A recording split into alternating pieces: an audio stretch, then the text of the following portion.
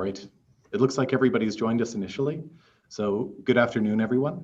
My name is John Taves, the event coordinator at McNally Robinson Booksellers. We're joining from all across this land, but I'm broadcasting live today from Treaty 1 territory, the traditional territory of the Anishinaabe, Cree, Ojibwe, Dakota, and Dene peoples, the homeland of the Métis Nation. We're gathered today to celebrate virtually the launch of Our Hearts Are As One Fire, an Ojibway-Anishinabe Vision for the Future by Jerry Fontaine.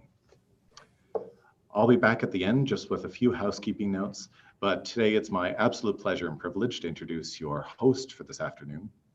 Darrell Boissoneau, Name Dodum, was born and raised in Garden River First Nation at the hub of the Great Lakes, known as Bawating, Sault Ste. Marie. He is of the Sturgeon clan, Name Dodem, and is Ojibwe from the Anishinaabe Nation.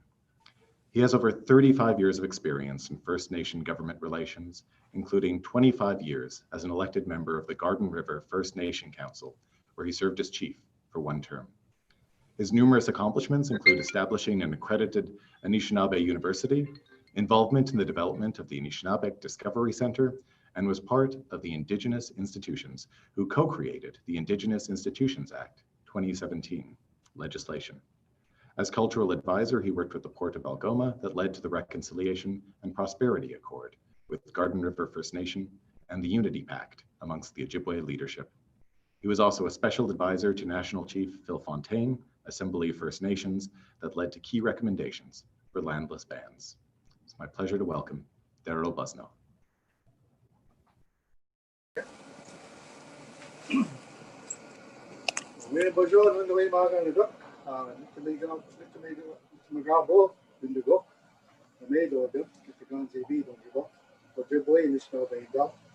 Good afternoon, brothers and sisters, relatives, friends, guests. It's my opportunity to welcome you all to this historic event, this wonderful and beautiful day that we're going to celebrate in the launching of our brother's Jerry Fontaine's book and all the work and prayers that he put behind bringing this book together for all of us to be able to read and for future generations to read as well. Before we begin our official ceremony, I just wanted to first of all acknowledge Ogima Makwa, who has written this book and has done the research. But also want to remember as we go to our ceremony today, his partner Elizabeth and his daughter, his Donis, Ogima Kwe, and his mom and his dad, Jimmy and his mom, and all the Fontaine family. They're a huge part, an important part of Jerry growing up, and to become the leader and the writer, the educator, and the Scrabewis that he's become today. And some of us have been part of this journey with him. We've walked this journey and have supported him along the way, especially the families of Tecumseh, Pontiac, and Shingwak.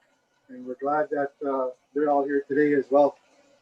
So we want to start off utilizing our sacred protocols that we have, and just to let you know that we're in the teepee here in Garden River, and what we have here with us is we have our warrior staff, our Lugitsta staff here with us. We have our eagle feather, our staffs are here. We have our drums that are with us, our eagle fans. And our shakers. We also have one of these wampum belts, a wampum belt that Shingwak and other Tecumseh and Pontiac use as well to communicate with one another and to bring peace amongst the people. So we also have with us some of our sacred food because you need to recognize the spirit while here today.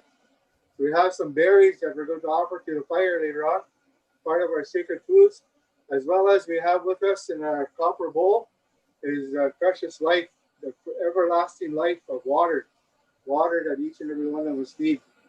So this is part of the ceremony that we want to do because this book and all that knowledge that is inside that book is important, and it's going to change the lives of many people. So with that, we're going to start off first with my brother Zalgano, and he's going to render us a welcome song. And then we're going to go over to Chief Singwalk's granddaughter, Doreen Pine Lesage, and she's going to give us opening prayer. And then we're going to come back to our brother Zalgano, and then he's going to do an honor song for us. And then we'll get into the formal agenda of the introductions of our speakers are going to be speaking, and some of our guests and panelists as well. And this is such a beautiful day that we're all honored to be part of this historic moment and to this wonderful book that our brother has put together. So I'll ask Zalgano to give that welcome song for us.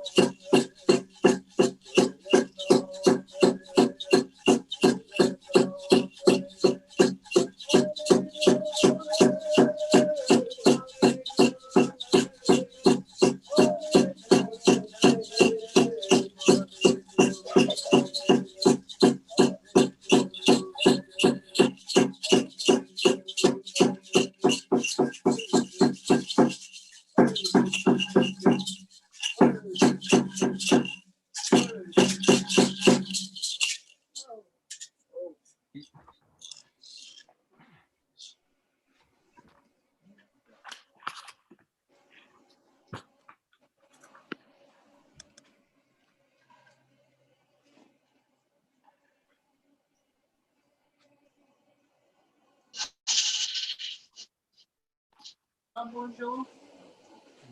Begin Nasema. I'm going to be putting the tobacco into 4 directions where we pray that our prayers go up to the stars. So I will start with Wabanam. Begin na Wabanam. Begin na Johanam. Begin na Nagabanam. Meanwhile, Kiwagna. Neglect Emnado. Pinabego Gimijia.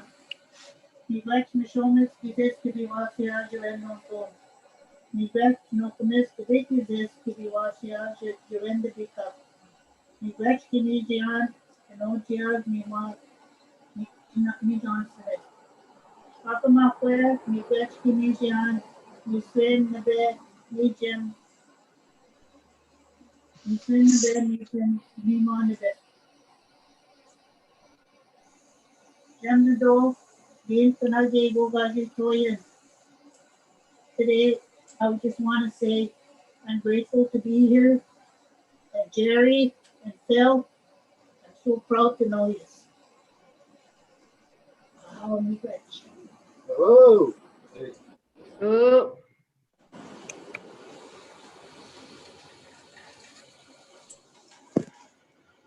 So again, brothers and sisters, we always want to start off in all of our ceremonies and always to be kind and caring towards one another. This is what the Spirit has taught us from the beginning of life for Anishinaabe. It's always to be kind, be caring, and to be respectful at all times. the work that we do as well. And we know that the work that went into this book was done with that kindness and that caring and that respect and that generosity as well. And that energy and the spirit that will flow from that book that will also emanate throughout the various nations that we come from. So it's my great honor to, again, welcome each and every one of you today. I want to thank my brother here, Zal Ganu, for starting us off with that welcoming those spirits into the ceremony, and for my aunt, who's also my next door neighbor, for offering those kind words in the prayer that she offered here today. We're going to get right into the acknowledgements. We have, as you notice, we have Doreen Pine Lesage, direct descendant of Chief Shigwak. We have Patricia Shawnoo, direct descendant of the Kapta. And we have Steve Pego, direct descendant of Pontiac. And what we'd like to do now is we're going to call upon each of them to share and to speak a little about their relative, their ancestor. Each of them come from the great line of leadership, of warriors, of people who stood up and made that path for us today, that path of freedom, the path of opportunity, the path of nationhood, bringing all of our nations together, and the words that went into this book, and knowing that when Jerry was doing his research, that he visited all of these communities and learned more about these three great leaders amongst us who were part of the Three Fires Confederacy. So I'm going to ask. I'm going to start off with my aunt, Doreen Lesage Pine, to share some of her stories of Chief Shigwak. Wow. I'm not much of a speaker. However, I'm going to do my best. But I recall in years and years that passed how my father, Dan Pine Sr., who was the youngest grandson of Chief Shigwak. That was my father, and in our family there was 12 of us children, and we had such a large family. I'm very grateful for that.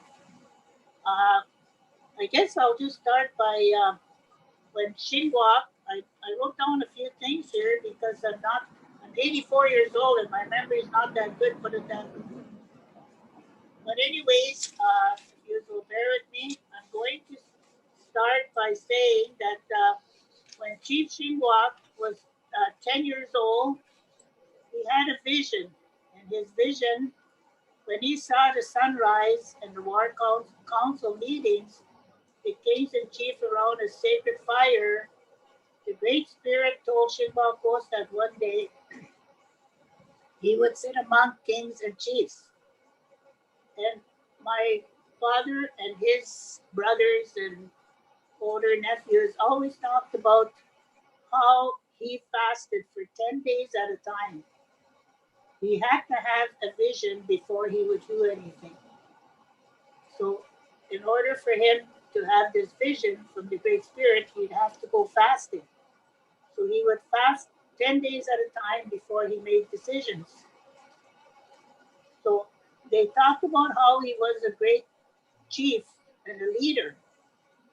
And when he, in 1812, he went to the War of 1812, and he took 700, from what I understand, 700 warriors with him. And the other thing they talked about was the 1850 treaty. They always talked about the 1850 treaty and how Shigwak didn't really want to sign the treaty. And from what I understand, he was the last one to sign the treaty because he didn't like what was in the treaty. He was very unhappy about that. But he would sit at his bedside at night and he would play his drum. and he would say that he can't sleep at night because he signed that treaty. He knew it wasn't right, but I guess they said whoever didn't sign the treaty wouldn't get any money, and he wanted, he thought because of his people, he would then sign the treaty. He also had a vision of a teaching wigwam, and he snowshoed to Toronto to meet with, I guess, governors or whoever in charge of all this to bring the education here. And because there were so many that went to residential schools, that was not Chief Shingwak's vision to have the children being abused.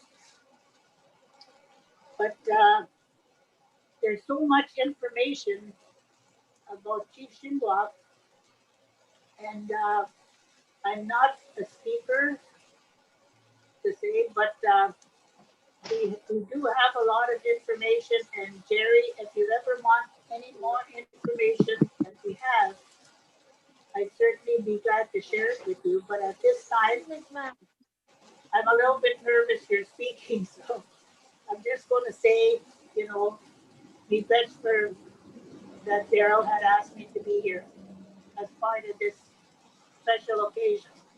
I'll be glad to be with you.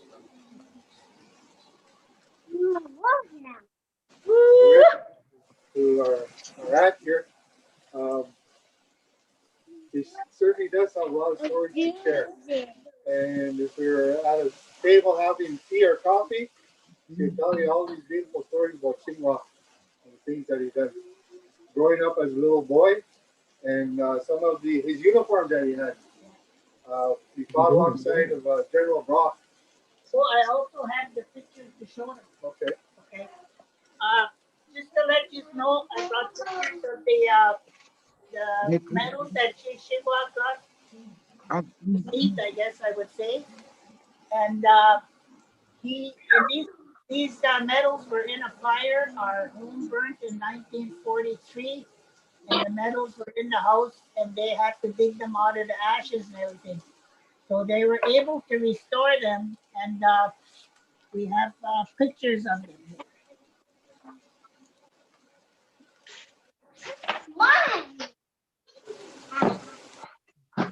And these are the medals that in 1990, my pa died in 92 because he always had the medals, well, handed down from him, I guess, to him. But he called me one day and he said, Doreen, he said, I have to talk to you. He said. And to let you know, there was 12 of us in a family, and I'm not the oldest one. I'm the fifth in line there. So why he trusted me with them, I'll never know. But he called me and said, you take good care of these medals. I'm going to put them in your hands, and I know that you will take good care of them. Never to be sold. And this is the pouch that I guess my grandma made for the medals. And that's where we carried them in the pouch. So just to let you know, Jerry, I do hope to talk to you again sometime about some of the history that I know about Chief Shingwak. I'll be back. So the medals that Shingwak carried for his being an ally to the British in the War of 1812, these are the medals that he received for his efforts there, as well as the signing and the lead negotiator of the Robinson-Huron Treaty of 1850.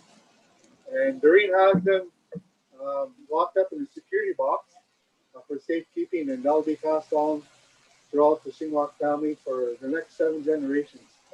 And we don't know where they'll end up 7 generations from now, but they'll still be part of Chief Shingwak's family.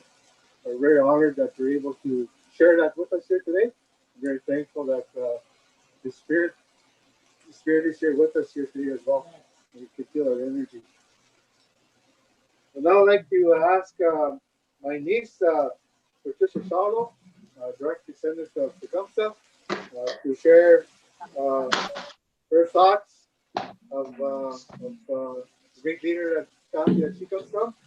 And after Patricia shares her story, we're going to ask her and her partner to render us an honor song. An honor song in recognition of what's happening here today. So Ruben and Patricia will be giving us an honor song after Patricia shares the story. So Patricia? Bonjour.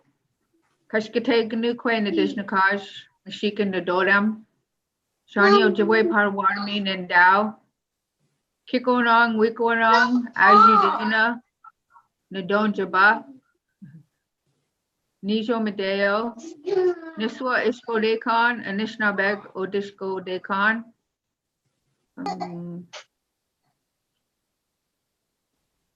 I first would like to say that I'm holding my Sama in my hand, my left hand today, as I speak and share these words. And I want to say Chimigwech to my uncle, to our uncle, for helping us in the way that he is. This is so important for us to be taken care of this way, with our grandfather, where we can place our Sama.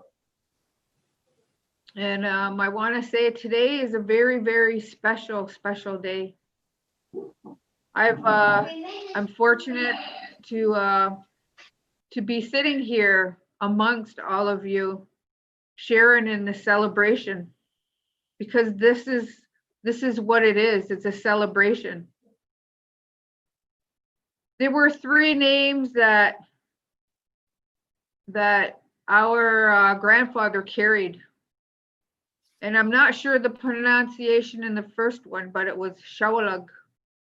And the second one was Tecumseh. And the third one, when he was raised to leadership, it was Tecumseh. So it's an honor to be amongst all of you today.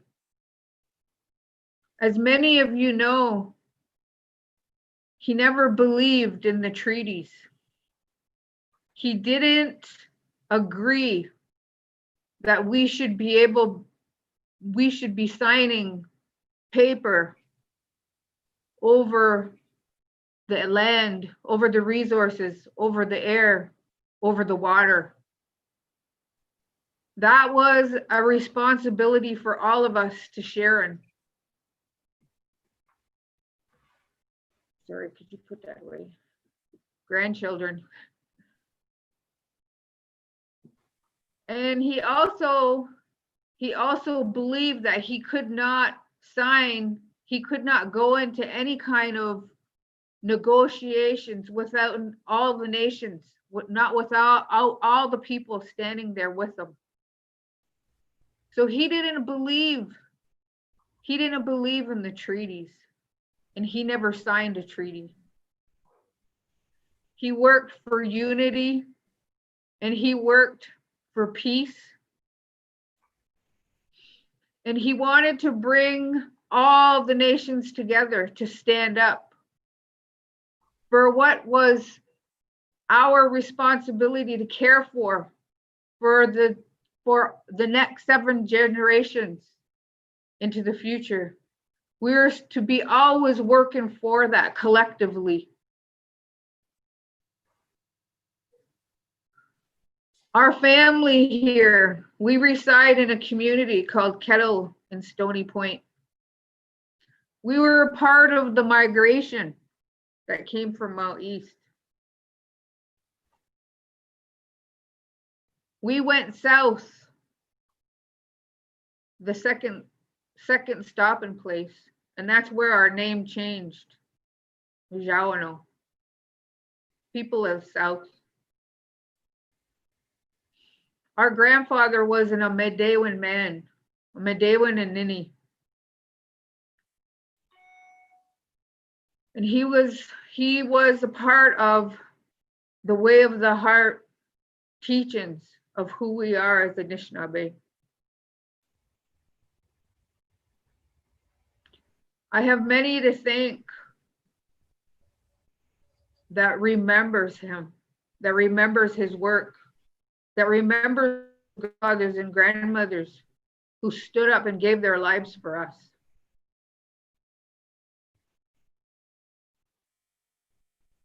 We have a responsibility to carry that into the next 7 generations. And it's work like my brothers, my uncles, my grandmothers, my aunties that are sitting amongst us, the publishers, the educators, the ones that sit in the lodges. It's up to us to come together in unity and collectively work just as they did.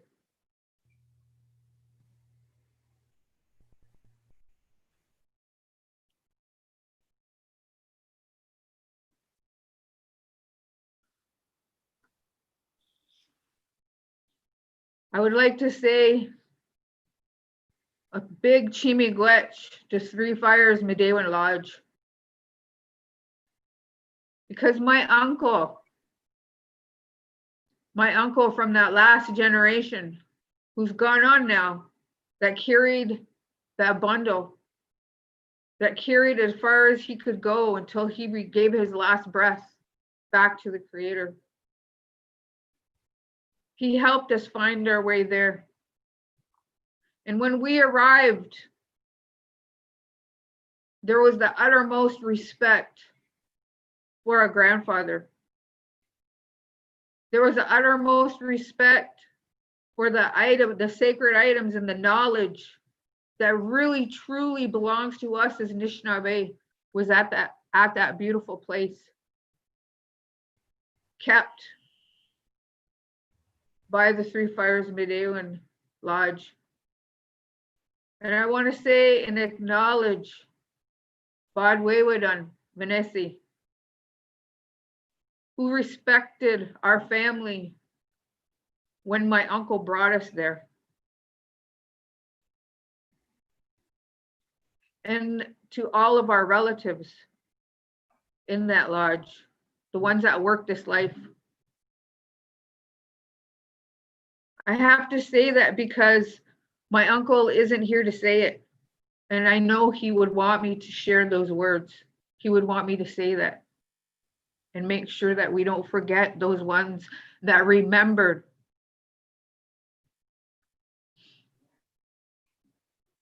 There are many stories that we can share.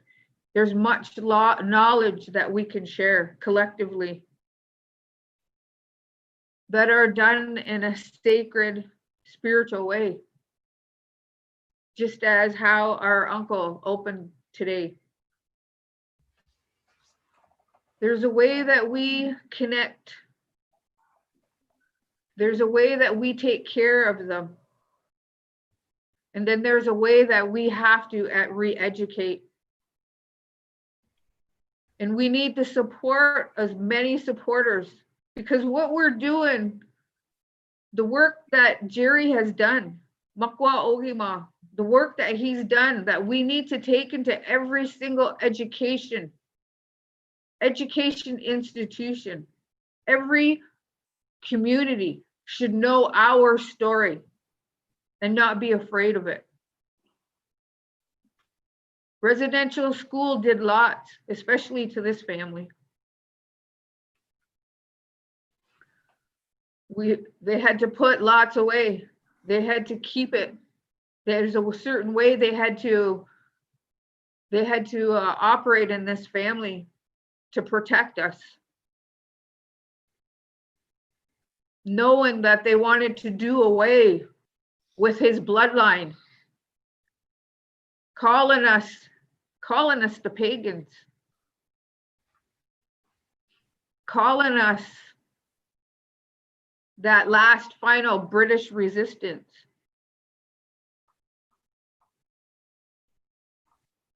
So all of those things need to be brought out in a very respectful way. There's a way that we talk about things. There's a way that we bring things out. So I'm talking from my heart today.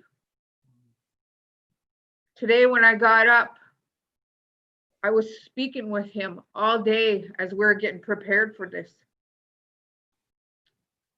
My husband smudged the house as we got our bundle out so that we could have our bundle present beside us as we do this. Our salmon in our hand. This work that we need to forward. They need to remember the promises that they made. They need to remember the blood that was shed for us.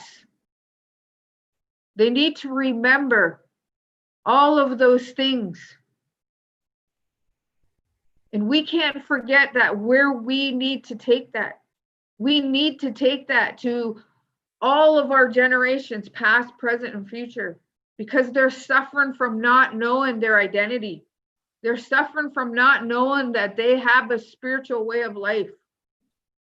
They're suffering from not knowing they have ceremonies, a beautiful way of ceremonial way of life. We have a beautiful language. We need this work of Jerry's to go clear across Turtle Island, Manitowoc Key. We need our story to be told and to be respected and to be remembered of the lives that were given.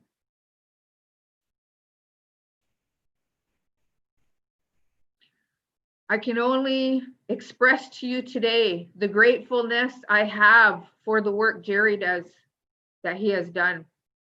I only have in my heart, sitting amongst my uncles and my grandfathers and my aunties and my grandmothers, and the ones that can make this happen for our people, is sitting here right now. Sitting here amongst those direct descendants of those war chiefs of 1812.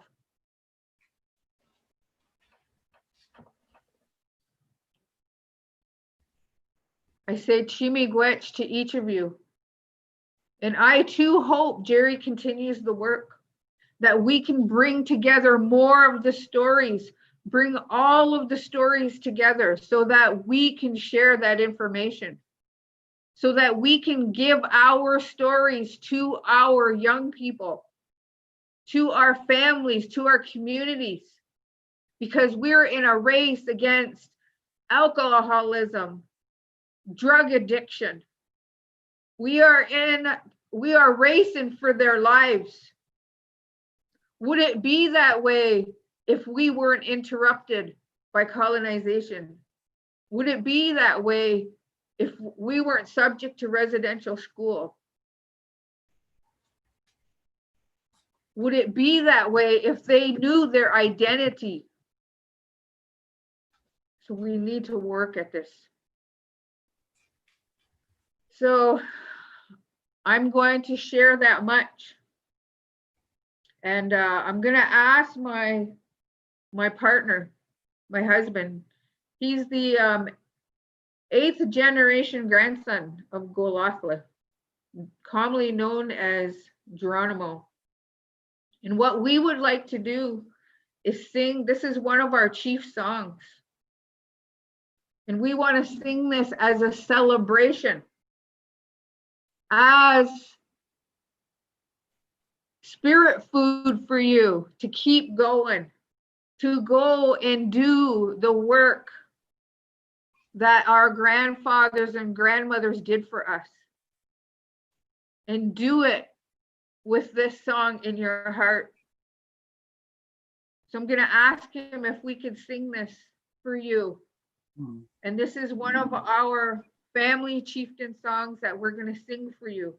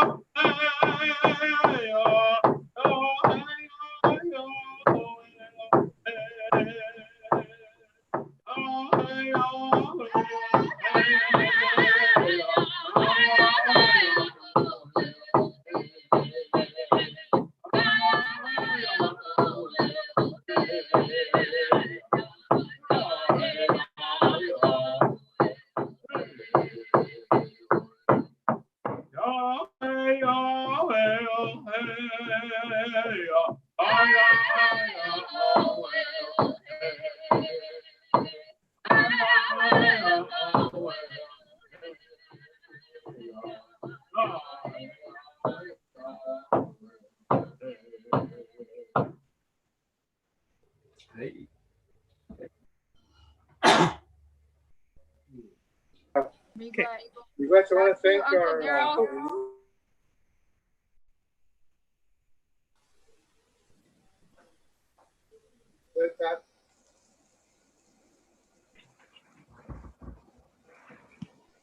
Okay. I want to thank our niece and Ruben for rendering that beautiful honor song. Fantastic that Ruben, your 8th generation from Geronimo, a lot of leadership that you bring, as well along with Tecumseh, Shinwalk, and Pontiac. Thank you for sharing all that information. I really appreciate that. And I want to call upon the relative of Pontiac, Steve Pego, to offer some comments. Steve?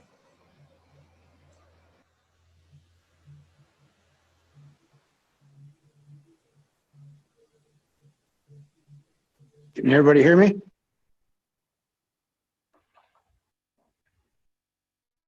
Can anybody hear me? Bonjour. Ancestral Disnakas, Michigan Norum, Ojibway-Anishinabe Vision.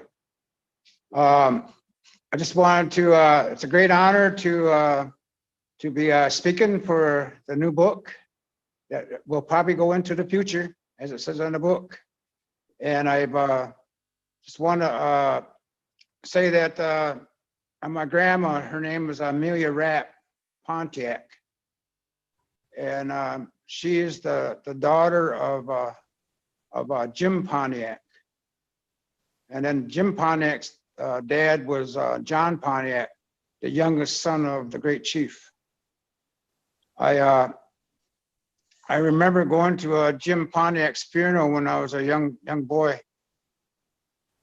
And I listened to everything. And I was listening to some of the elders that were talking, and they said that when they took his body out of the house, they took it out a window. And they said that, and somebody said, why did they do that? And I said, that's because he's no more a human being, he's a spirit. And so I remember hearing that. And also I remember seeing old men with Confederate hats on and long hair, and they kind of sitting back at the church there. And I do believe they were Madawan. And so, well, anyways, I've learned as the years going by of the prophecy that what Patricia was talking about, going to boarding schools to where we would lose everything of our language and of our ceremonies and all. And in one of the teachings it says that there's going to be a generation that's going to go out and look for our ceremonies and our culture. And I do believe it was our generation that went out and did that. We had to go out into the woods, to the bush, to find our elders that held on to our old ways. And I started out as a singer, going to powwows when the powwows first started here in Michigan. And as years went by, I've found out about ceremonies that we were having. And it seems like to me there was something missing though. And that's when I made my way to the Madawan Society, of the Three Fires Madawan Society. And found out about the scroll teachings and the different things, to where I reached my 3rd degree in the Madawan Society. And by reaching each degree, you walk the lodge and learn of the knowledge of everything that's going on in there. And so I've reached my 3rd degree, and as I was going along, I found myself to be over 60 years old. And it's just like, where did the years go? But anyways, but I always visited the Curve Lake petroglyphs. And I went over there with my Grand Chief, Eddie Benton Benet. And we had a little ceremony on that petroglyph, and learned the knowledge of what that petroglyph said. And there even was a ship or a boat town of, and this is people from, I don't know how many generations back, didn't even know that there's going to be a boat like that coming here, the coming of the white race. And so I was looking at that, and then when I was standing on that thing, I got shaky and thinking that our people cared for us years and years ago, that we would not forget our ceremonies. They put it in stone so that to send it to us. there's actually an arrow, and there's a petrichor in Michigan that's got an arrow, Anishinaabe shooting an arrow into the air.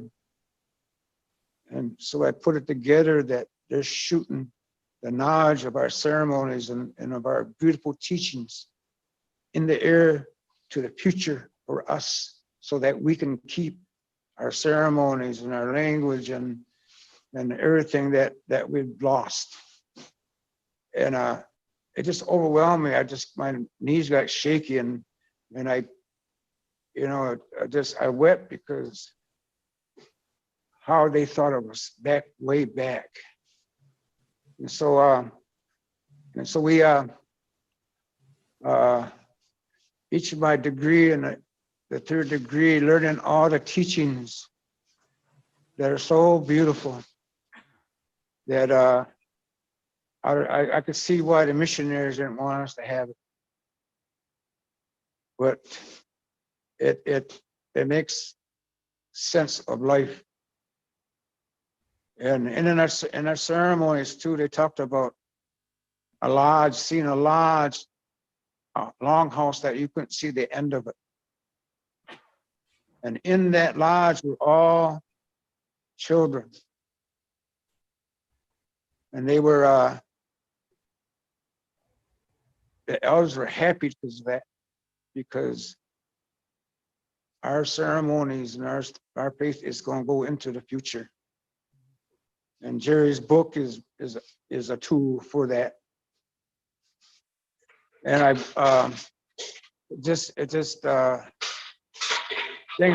thinking about what we're going to send into the future,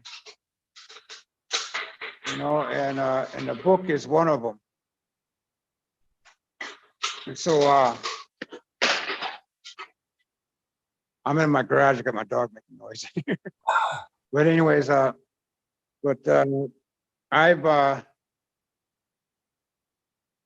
joined the Madawan Society because I wanted to learn more of our teachings, and what I've heard of the great chief Obamayak, that he was a Madawan, and he was a Madawan chief, and I was the chief of my tribe, voted in chief, but later on I became a Madawan chief, and I was lifted in the lodge as a chief of center fire of the Mitten Madawan. And so I am the first one in my family to become a Madawan in my family. And so I've, like I said, I learned a lot. And now I'm finding myself doing a lot of teachings of what I know. There's still a lot that I got to learn. But I'm just so glad to be here and just to really a little bit of my knowledge and of the teachings that I have learned, and I'm worried about the future. You know, what are we going to send to the future?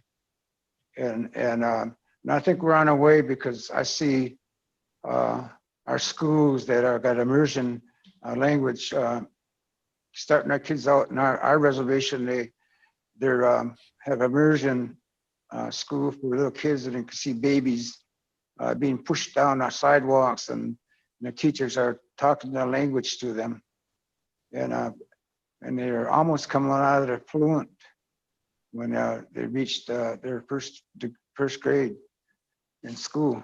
And so, and then school is teaching doing a lot of teachings of our culture and singing, and it just makes me happy to see that, because I know that now not everything is going to be took into the future of who we are, of First Nations on this Turtle Island.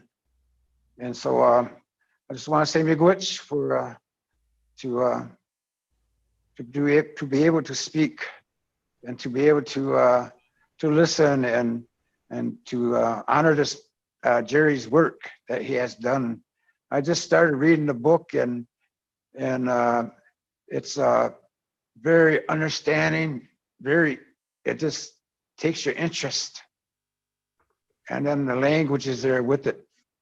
And so I'm very happy to be part of this. So miigwech.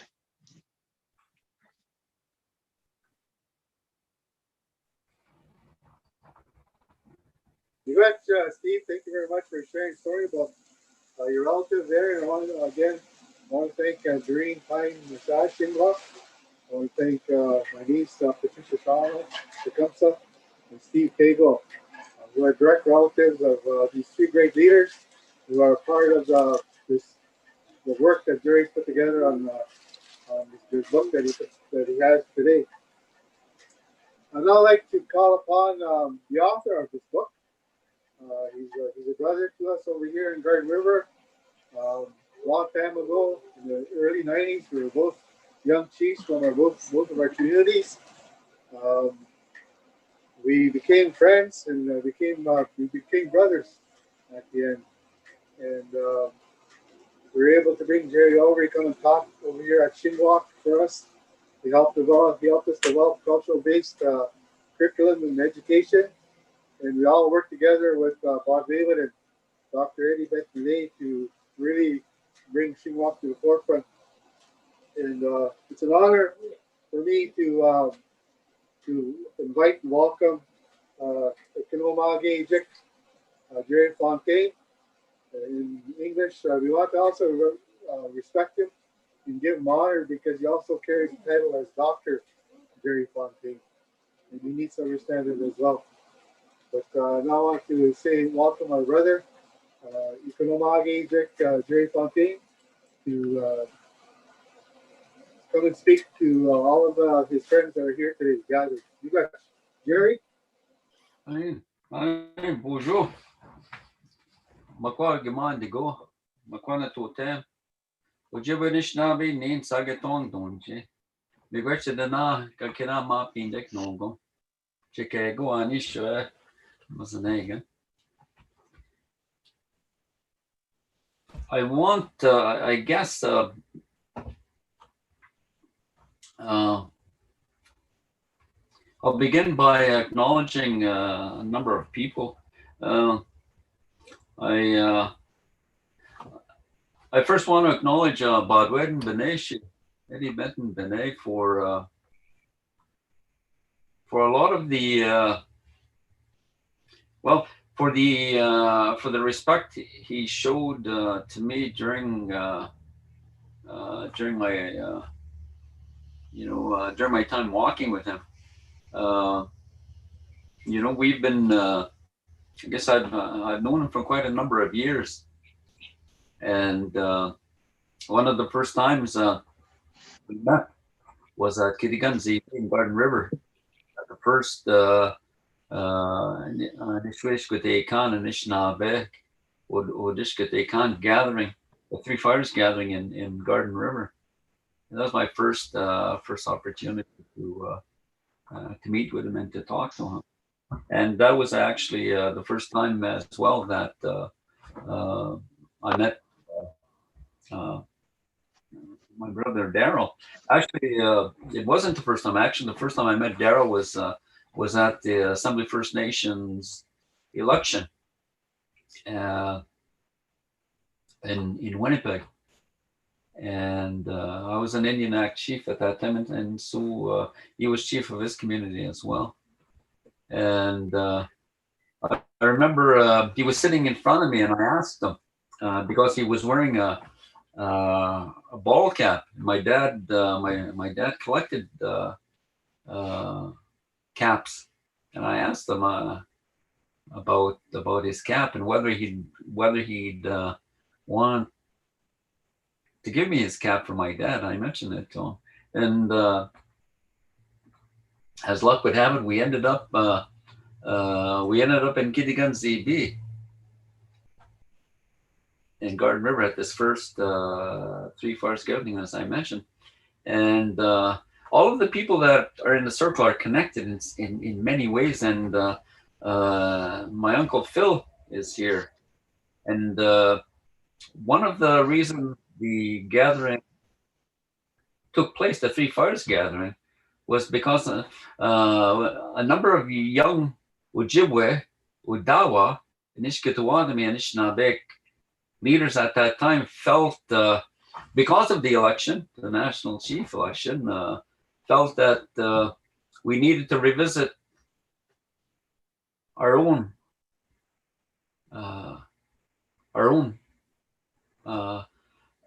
governance structure in this at that time. Obviously, we knew it was the Three Fires Confederacy, and we wanted to go back and to take that on. And from a political perspective, Phil at that time was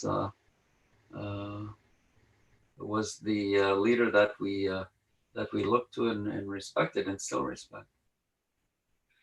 So that was the first time I had the opportunity of meeting and talking to Bob Wade and to Darrell, and that's a lot of years we walked together.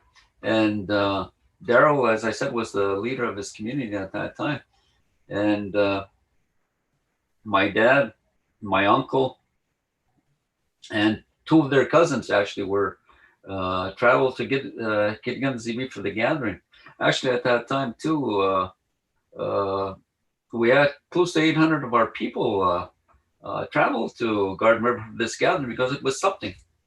It was a historic gathering, and people, as Steve said, were looking. We were looking for something different, and the Three Fires was one aspect of that.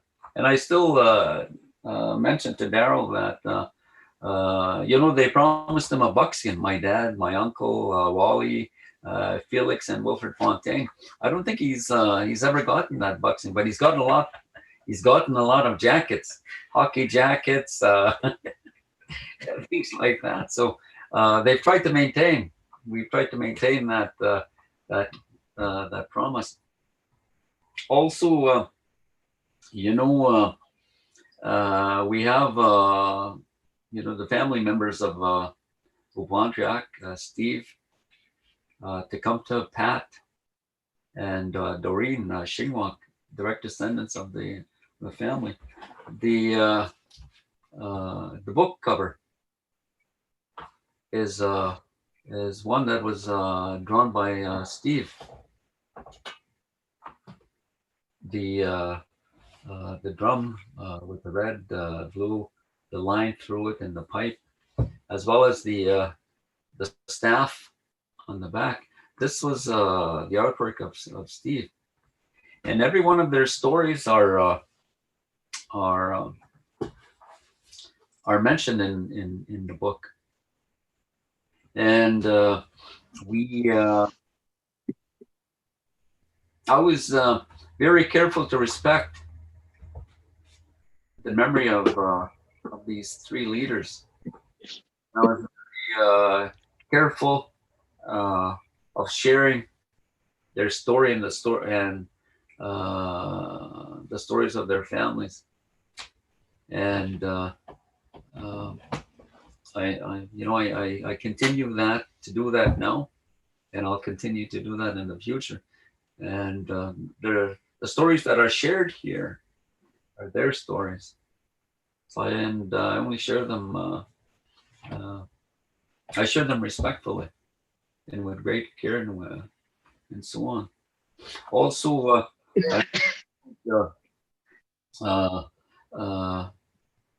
Pat's partner, Reuben, his grandfather as well is mentioned in is referenced. One of his stories is referenced in the book, Guafla.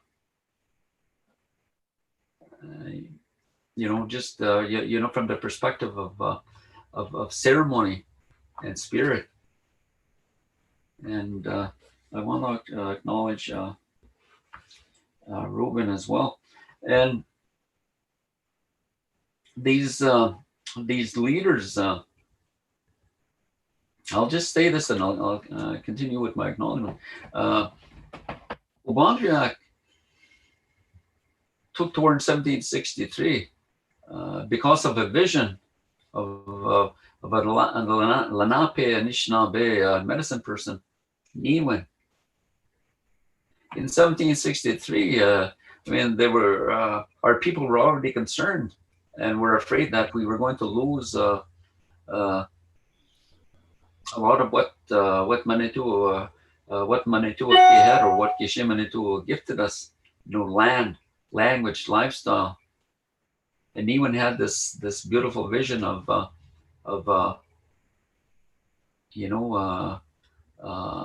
standing up and resisting what was taking place. Tecumseh in 1812, again acted on a vision of his younger brother, Lalawisika.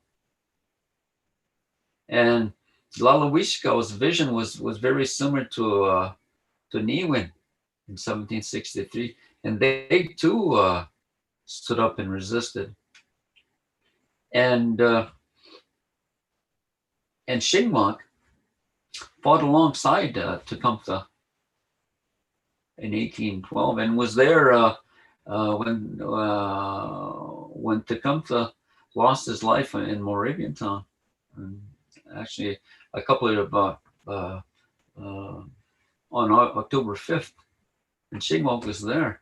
And Shingwak carried on this vision, and he had Doreen mentioned that he would fast for his visions before he would act and make decisions. And the treaty that he negotiated in 1850, the Robinson-Robinson's Superior Treaty, became the template for the number of treaties, beginning with Treaty 1 in 1871. So I want to acknowledge that. So I want to acknowledge Obandriak's family.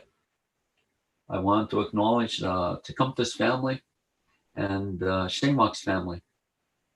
And I want to say miigwech for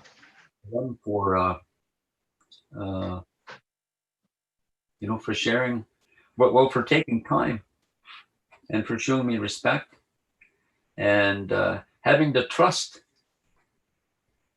to share stories of their grandfathers. Apachichi miigwech. I say. I want to acknowledge as well, my brother is here, my brother Vince. I want to acknowledge Rainey Spence, Fabian Morso, Elmer Cushane, who was my Uncle Phil's, one of his elders while he was a national chief of the AFN, and also Tabasana Quetquino, because they took me to Winigaming in Ontario, and they put me out on my vision quest at Cruel Lake. And I think they all thought of the Vince, Rainey, and Fabian and Number, they all thought that maybe Tabasan forgot about me in the bush, because I think I was there,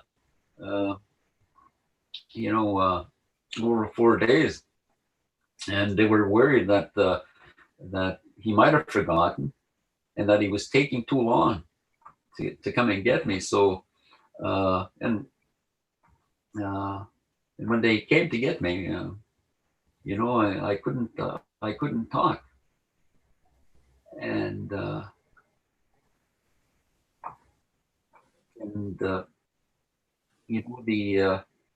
what was shared with me during the vision quest is, again, part of the story.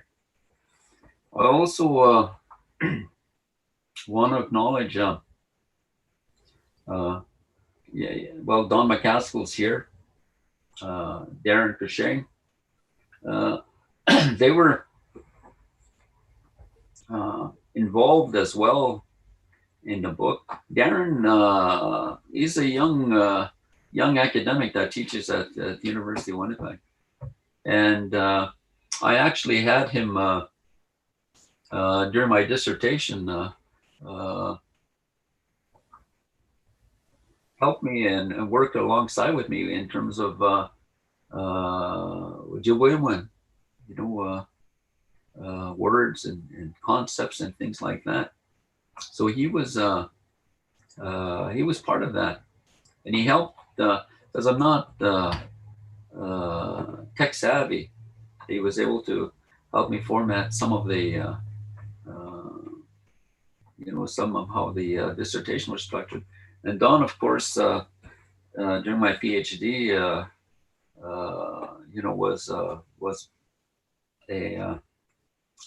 was my supervisor, and he was also part of the he was this in terms of the dissertation was very much part of it. He was involved in the dissertation being approved, and also the dissertation actually becoming this book. And he gave me a lot of latitude in terms of language, in terms of ceremony, and the use and the respect for spirituality. So these two gentlemen were pretty important part of that. I also have to acknowledge the UBC Press, Nadine Peterson, who probably actually took my first call just before I was going on a hike in the bush, and we started talking about this book project, and then Darcy Cullen, who my first talk with her was like a job interview. I felt, and I was very nervous about because you're trying to sell an idea, and the idea at that time was the book. And from that point, I started talking to Michelle Vandermeer, who is here as well. Also, and last but not least, Kerry Martin, who's who's made this virtual launch possible. I mentioned to a lot of people as well that I had some reluctance. I was a little scared about the launch because it's so public. And the last time I mentioned to people, last time I was very public was when I was Indian Act Chief, and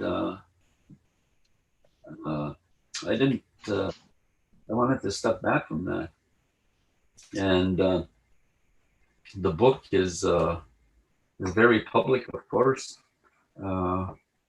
People will have opinions, of course, but the book is basically it was done to share our story. Because we've it's about telling our story from an Ojibway-Anishinabe perspective. It's about reclaiming and reframing our history. We've known, for example, we've talked about that for so long that others have been telling our story. I know Don and Darren and Cameron and Pat will have heard this for so long that where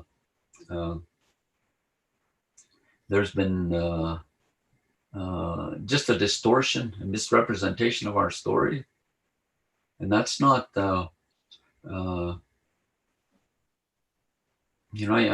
don't think that's.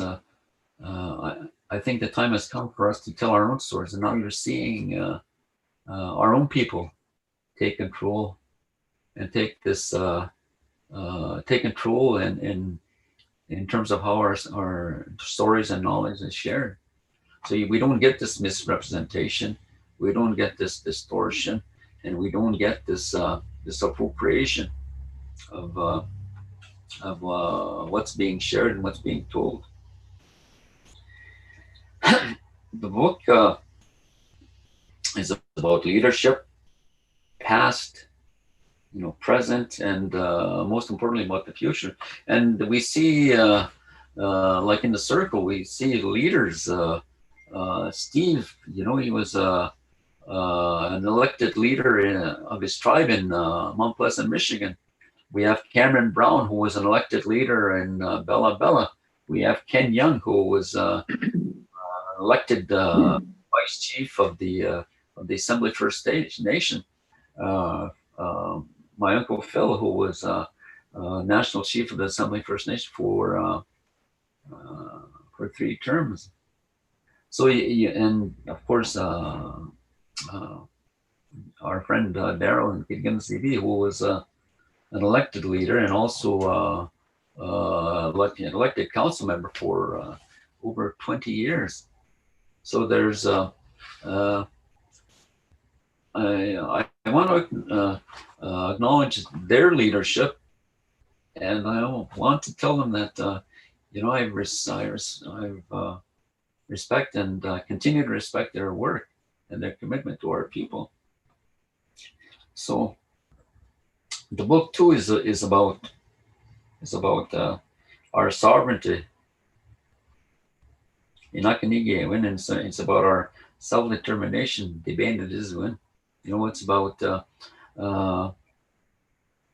it speaks to these 2 important goals of our people.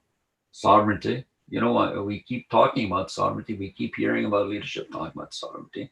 We keep hearing people talk about self-determination. So the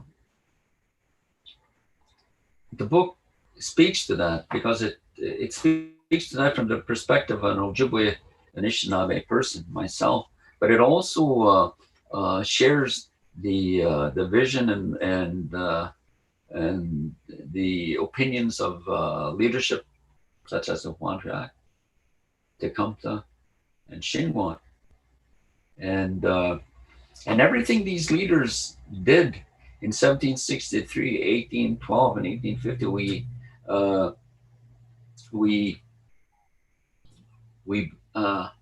We benefit from that. If it weren't for Huantriak in 1763, we wouldn't have treaty. Agoituin. Treaty as we didn't have, there's no word in Ojibwe for treaty essentially, but we have concepts. Agoituin. Pinigutatuin. To entry, it's about, these concepts are about sharing. And treaties, again, that's how they've been, and Ken could speak to that because he's a lawyer. It's the spirit and intent of the treaties are so different, the concept, the spirit and intent of the concept of sharing it is so different than what how treaties are portrayed now. So Huantriak fought for that, and he was successful. Just consider for 1 second, not that I want to make this a history lesson right now, but Huantriak took 6 of the 8 major British forts on Manitowoc. The only 2 forts that he didn't take were Fort Pitt because of smallpox, and Fort Detroit because he had heard that the French had surrendered to the British. So what he told to his second in command, Minwewe, was, they can have their fort. We have our land. And that's how you had this proclamation line, this line that separated the colonies from the Indian nation, they called it. And even John Wayne in his movies was afraid of the Indian nation. He never ventured into the Indian nation because he was afraid. and he knew he had no jurisdiction in the Indian nation. So Opandrak, was responsible for that. And Opandrak and the Three Fires Confederacy and the Allies, Ojibway-Anishinabe Vision, these three nations actually stood up and said enough is enough. And Opandrak, to come to in 1812, then because as Pat mentioned, saw that treaties were the concept of this concept of sharing or the concept of treaties were being disrespected. Treaties were being negotiated with leadership that had no authority to negotiate treaties. Land centers were taking place or were being agreed to by nations that had no authority or no jurisdiction over the lands they were surrendering. Tecumseh stood up and said enough. If you're going to negotiate Pinigadatwin or a Goitwin, you have to do it with the collective. One chief, he's on record as saying one chief doesn't have the authority to surrender anything. It has to be done by the collective of our people. So Tecumseh fought for that in 1812. Shingwak in 1850 was seeing these one-time land surrenders taking place, and he just said, you know what? With meek of mind, he said, enough is enough. We're not going to tolerate this. We're not going to accept this. So he said, if we're going to enter into these agreements in which we agreed to share, then there has to be obligations. So the way he mentioned education, there were health, shelter, resources. So all of that, you find in the concept, in what Shingwak negotiated in 1850. So that's what the book is about. It's a political thing, but it's the book is political, but it's not political. It's again, obviously, it's about leadership. It's about governance, and it's about our rightful place in the political landscape of Canada and the United States. And within the book, like I said, there's a discussion about Pinigadatwin. We'll get into Pinigadatwin. You're basically you're agreeing to share each other's lodge, each other's territory for if you come into my, for example, simply, if you come into my place, obviously, if you're hungry, I'll share food. If you're cold, I'll share warmth. If you're in need, I'll share whatever it takes to take care of that need. So, and it's about the book. Our Hearts Are as One Fire is about our concepts of relationship. And it's about also about the political relations between nations to nation. And, within this, within Canada, this place we call Canada, there's 32 nations. So each of these 32 nations have different relations, or there's some commonalities, of course, between the relationship of these nations with this one nation called Canada. So it's mindful of that. Also, the book is ceremonial, but it's not ceremonial. A lot of the stories come from ceremony. The name itself came from a ceremony that Ozawa Genyo did in Kitigan ZB. The title of the book. It was also reaffirmed Chiscan ceremony in Lac Seul by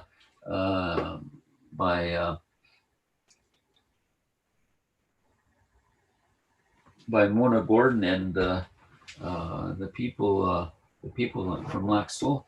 So it's it's about ceremony, but then again, it's not actually a ceremonial book.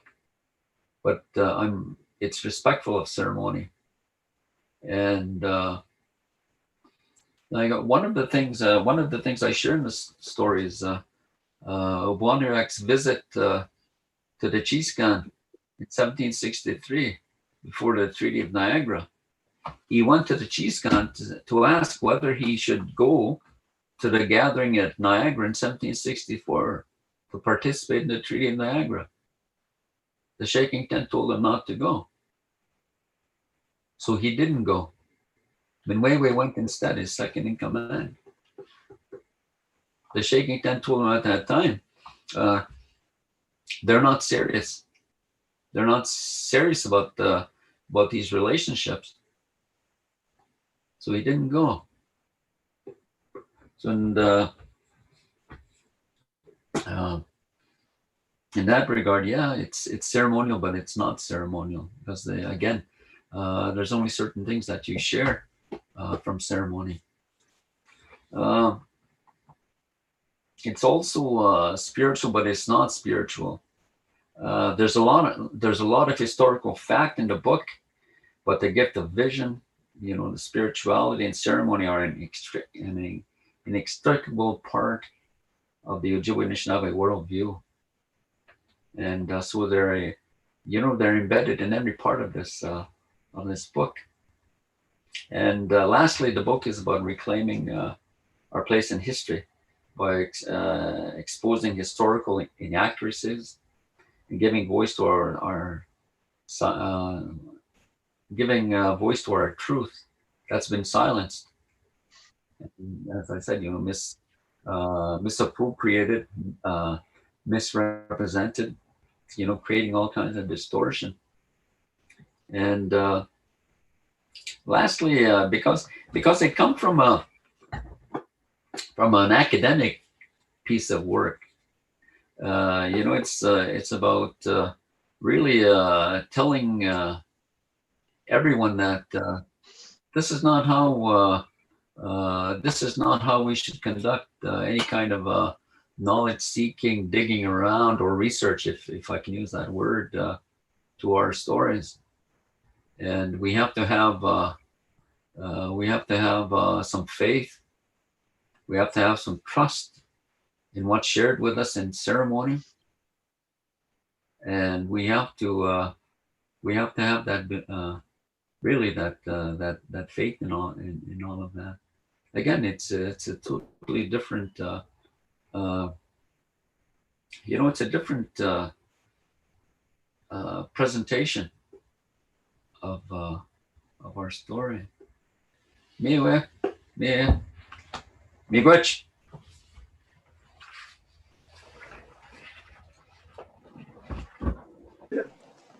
Congrats, Gary. Again, congratulations on the launching of your book here today.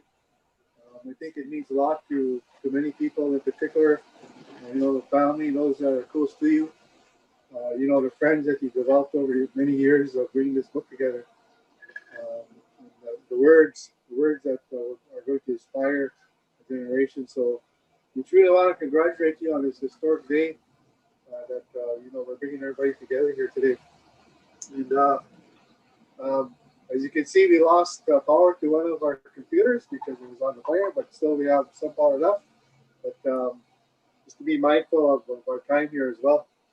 So we're getting close to our ceremonial part of it, but I want to invite as well some of your close family, some of your close friends and associates that were with you and give you guidance and direction as you brought this book together.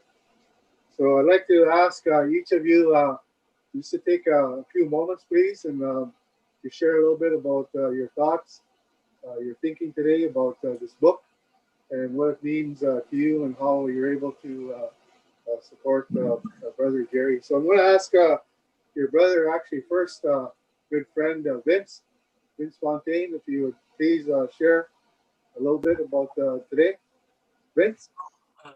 I am extremely proud of Jerry's accomplishments, and I'm sure if my parents were alive today, they'd be beaming with pride and especially proud of their son. And I'm sure that this won't be Jerry's last book. I'm sure there'll be many others to come. Thank you very much. Vince, I'd like to now call upon another colleague of Jerry, who in the academic world was very supportive to him, and ask Professor Don McCaskill, please, to offer 2 comments. Okay, thank you very much for inviting me to this wonderful occasion. And congratulations to Jerry for publishing this very important book. I teach in the Department of Indigenous Studies at Trent University, and I had the privilege to supervise, as Jerry said, his PhD dissertation, part of which this book is based on. And right from the beginning, when Jerry approached me with the idea of writing a dissertation using Shingwak, Pontiac, and Tecumseh as a way of expressing Anishinaabe leadership and governance, I was incredibly excited to be privileged to be part of that. And as I got to know Jerry over the last 6 or 7 years, I was, in our relationship, I was struck by his incredible integrity, integrity in terms of how he lives his life, integrity in terms of his commitment to his culture and his language, and the carrying on the traditions of the people that he was writing about. In many ways, Jerry, I think, can be considered an ancestor of Shingwak and Pontiac and Tecumseh, and carrying out the work that they began. And I think that what this book does, as Jerry points out, is it shifts the story, it shifts the narrative that has been perpetuated by non-Anishinaabe writers, academics, historians that have looked at things from the outside without any understanding of the traditions, of the culture, of the way of life.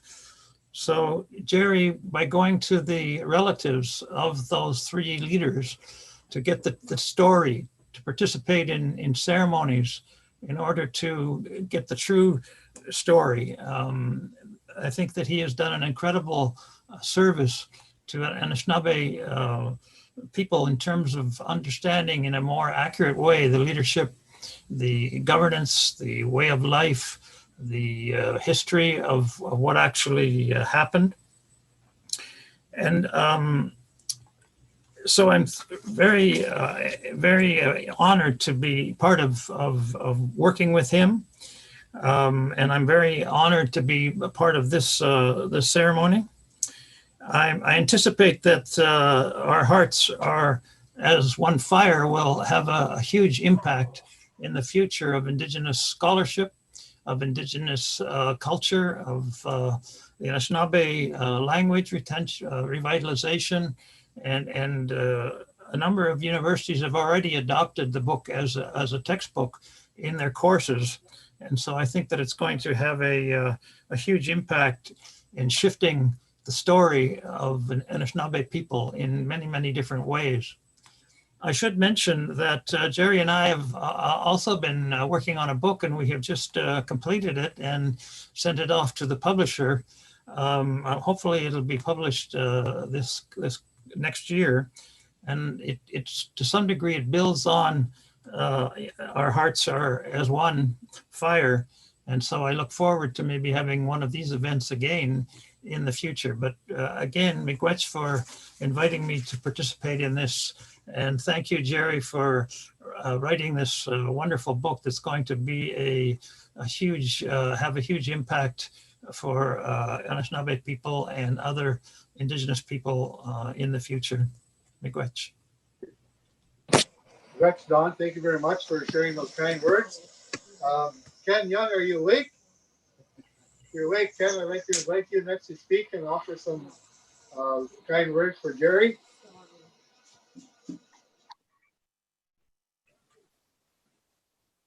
I don't think he can hear you. Speak louder, Darrell. You have to speak a little louder, Darrell. You there? Go ahead, Ken. Darrell. Yes. Think me? Oh, I'm sorry. My hearing aids don't function as well as they used to.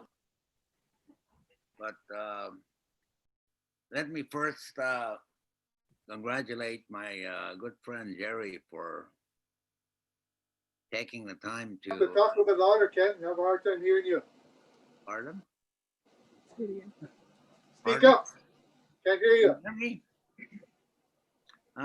Just a moment. I don't know if I'm operating this. Just a minute. I don't know how to operate this technology, first of all. It's a built-in microphone. You just have to speak Can you hear me now? Come and set it up for me. Jesus. Can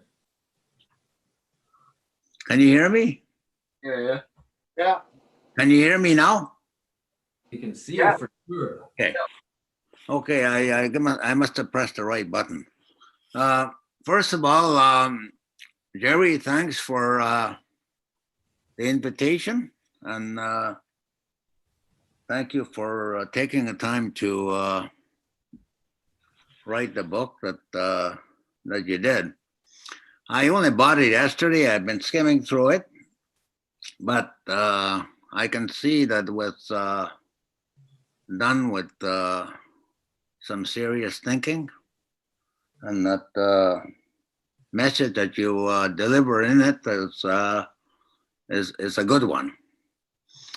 I believe that language is fundamental in terms of people delivering a message they want to deliver for the rights they want to talk about when it concerns treaties or Aboriginal title. And I was particularly pleased that you questioned the propriety of relying totally on the UNDRIP, United Nations Declaration of Rights of Indigenous Peoples. I am not a big fan of the declaration because of the Article 46, which I understand was included in the declaration after all the negotiations were concluded. Article 45 was the non-derogation clause with respect to the interpretation of the declaration in relation to rights of the people to which it was supposed to apply. The First Peoples in each of the countries, or the Aboriginal peoples, or in the words of the declaration, the Indigenous peoples. Article 46 completely, in my view, destroyed the relevance of the declaration. And that, as far as I'm concerned, the desire of First Nations people to have it legislated in applicable legally, because if it is legislated, this Article 46 will in fact be interpreted to extinguish sovereignty of First Nations people, which is of course a part of the treaty. And I know that people are talking about I just got a call from someone from Saskatchewan today. I did a brief analysis of the legislation that's being used to implement the declaration in a legislative way, and I'm not impressed with it. But I'm glad that you talked about it in your book, and I was also very pleased that you questioned the use of the word Aboriginal. They use the word Indigenous. Indigenous is rampant all over the place. It's not defined properly. It's not constitutional language. It's not anywhere to be found in the Constitution of Canada for sure. And now the courts are using it. And it's being used in legislation to define Aboriginal people as Indigenous people. Basically saying, in my view, that all the 3 Aboriginal peoples in Section 35(2) are the same people with the same rights. And I find that unacceptable. But as far as the rest of the book, as far as see from a quick glance of it, Jerry, you did us all a favor, and I think you did political politicians a favor if they decide to read it and digest the thinking that went into it. I again thank you very much for inviting me to the book. Thank you. Much. Rex, Ken, thank you very much for sharing, and always your legal perspective is always appreciated as well. Darren Shane, I can invite you to speak a few words, please. Bonjour, songe gabowe makwandugo megazendu dem saiking dunji makwandugo email shnabe Ojibway now. I got to say miigwech to Jerry for writing an amazing book. This book, to me, and I'm just going to tell you about how I felt when I read it, is it satiated a hunger I did not know I had. It was full of Anikechi Mowinan, generational stories from Steve, Patricia, and Doreen. And I have to thank them for sharing this information with Jerry and these stories about their ancestors. The book, to me, is a migiwewin, a gift to all of us that contain Bitachi Mowinan stories of fact, and these facts that have to be shared with us as Anishinaabe all the time. And the book itself, how I interpret what you've done, is this is a book about Bizanego Bimaji Wowin, survivance, about how our people resist and survive at the same time. And this book does that par excellence. I'm totally and utterly amazed at what you've done in this book. There were times when I couldn't put it down. I literally almost read it within an 8-hour period. But there was a couple times where I had to just stop, and I was like, some of the stuff that you shared was like real hard, bitter pills to swallow about what government has done to us. And sometimes it was like a little bit shocking to me. I was like, wow, our people really had to go through all this again and again and again. It's like it's a never-ending circle of pain. But our people are able to rise above it and continue on and move forward. And these Kichi Ogichitakwe or Ogichi Ogichitak, I want to call them, as these great warriors, these leaders, showed us a way on how to unite people and how to move forward and how to do things that protect our sovereignty, our Anishinaabe nationhood. All I can say is Kiki Minochi, Jerry. Very well done. With that, I say miigwech, Pendawiek. Congrats, Darren. Thank you very much for sharing. Really appreciate all your kind words here today. My last speaker is a special guest with us here today. And we're very happy that he was able to join us on this special occasion. National Chief Phil Fontaine, of course, is Jerry's uncle.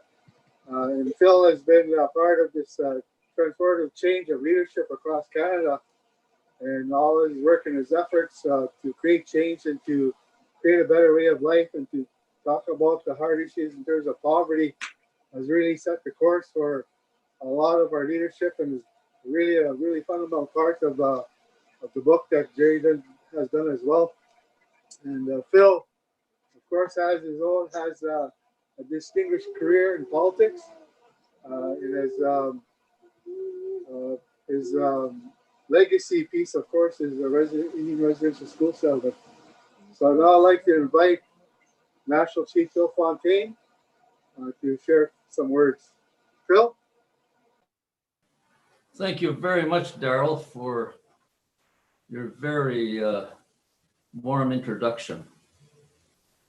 I want to extend my sincere words of gratitude and congratulations to my nephew, Dr. Jerry Fontaine. Dr. Fontaine. This has been a moment that we've been waiting for some time. And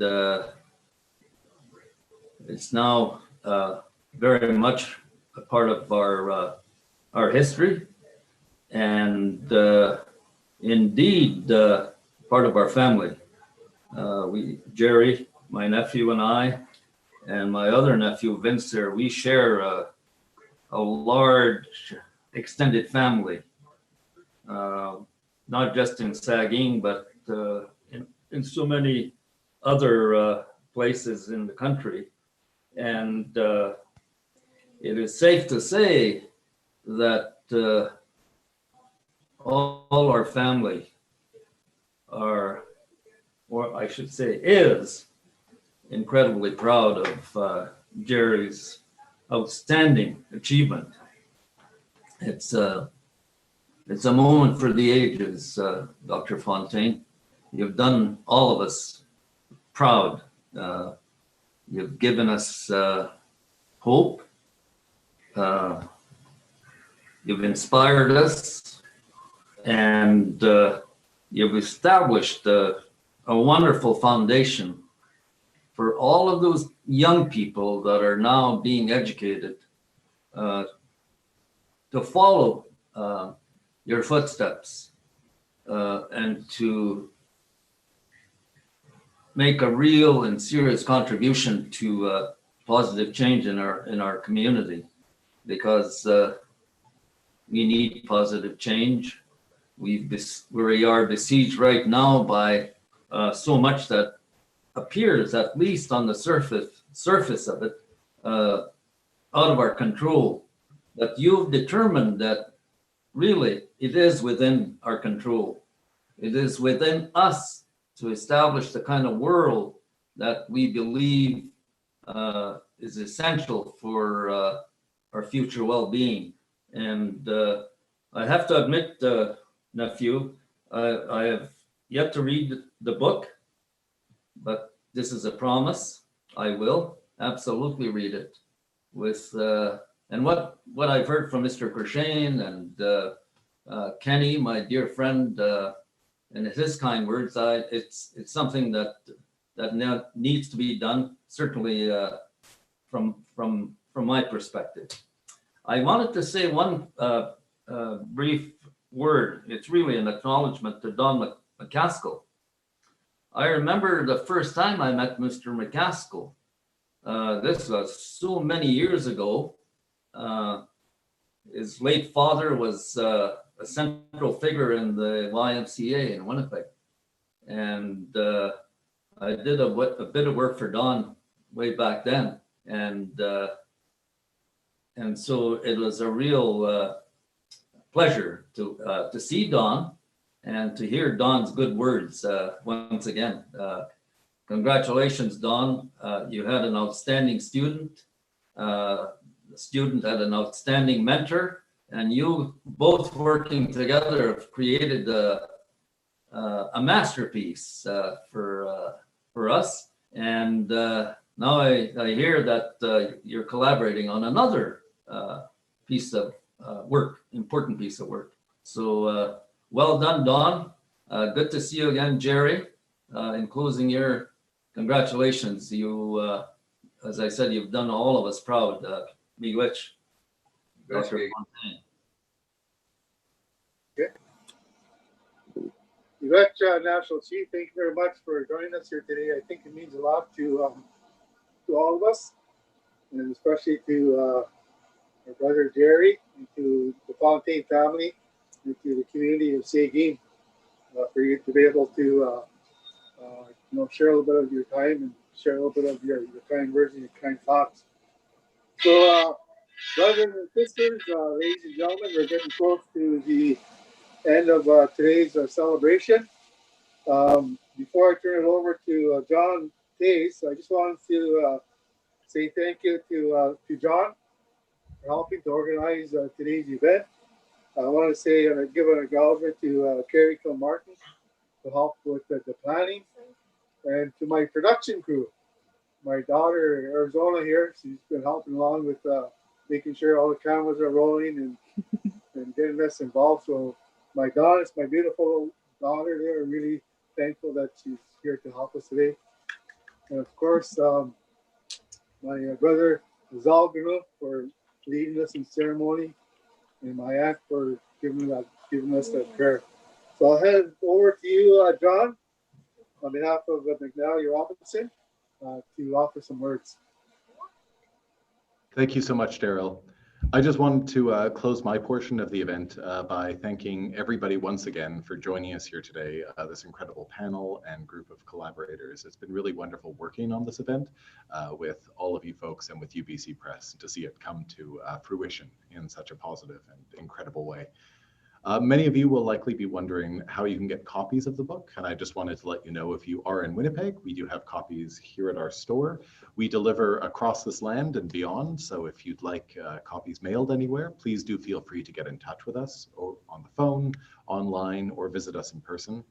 And that's essentially it. I'd just like to thank UBC Press once again for publishing this book, and of course acknowledge the incredible work of Dr. Jerry Fontaine in pulling this book together and sharing it with us all. So thank you all very much once again. And on behalf of the bookstore, please do have a wonderful day. It's been a pleasure and a privilege. Thank you, John. And again, thank you for providing this opportunity for us to help Jerry launch his book, and to Carrie as well for helping to plan and organize. I think at one point in time, Jerry, we had about 50 people that were viewing in and participating. So that's a good group of people that are interested in your book, that you're able to reach out to be part of this very important occasion for you. So we now want to move into our closing, and I'm going to call upon our aunt again here, Doreen, to give us a closing prayer, and then our knowledge keeper, Zal Ganu, to do that traveling song. So Doreen.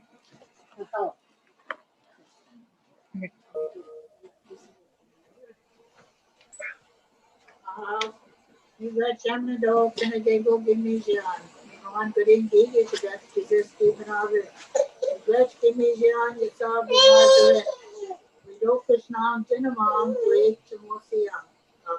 Miigwech. Oh, Miigwech.